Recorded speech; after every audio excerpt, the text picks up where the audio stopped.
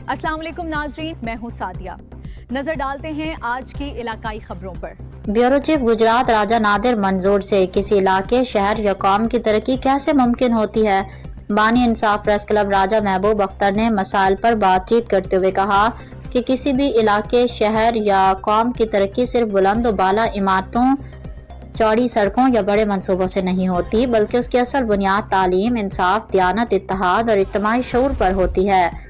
तरक्की याफ्ता माशरे वो होते हैं जहाँ कानून सबके लिए बराबर हो, मेरिट को अहमियत दी जाए, आवाम अपने हकूक़ के साथ अपनी जिम्मेदारियों को भी समझें और हुक्मरान आवाम खिदमत को अपनी अव्वलीन तरजीह बनाएं।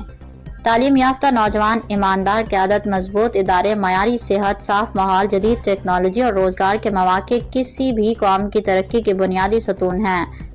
इसी तरह इख्तिलाफ राय को बर्दाश्त करना, बरादरीज़म, नफरत और ज़ाती मफादात से बालातर होकर इज्तिमाई मफाद को तरजीह देना भी तरक्की की अहम शर्त है। हर शहरी अगर अपने हिस्से की जिम्मेदारी पूरी करे, कानून की पाबंदी करे, टैक्स अदा करे, सफाई का ख्याल रखे, दयानतदारी से काम करे और दूसरों के हकूक़ का एहतराम करे तो पूरा माशरा तरक्की की राह पर गामजन हो सकता है। याद रखें, कौमें एक दिन में तरक्की नहीं करती। मुसलसल मेहनत, दुरुस्त मनसूबाबंदी, इत्तेहाद, नज़्म ज़ब्त और अच्छी क़यादत ही किसी इलाके, शहर या कौम को तरक्की की मंजिल तक पहुँचाती है। तरक्की का आगाज़ हुकूमत से पहले हर फर्द की सोच और किरदार से होता है।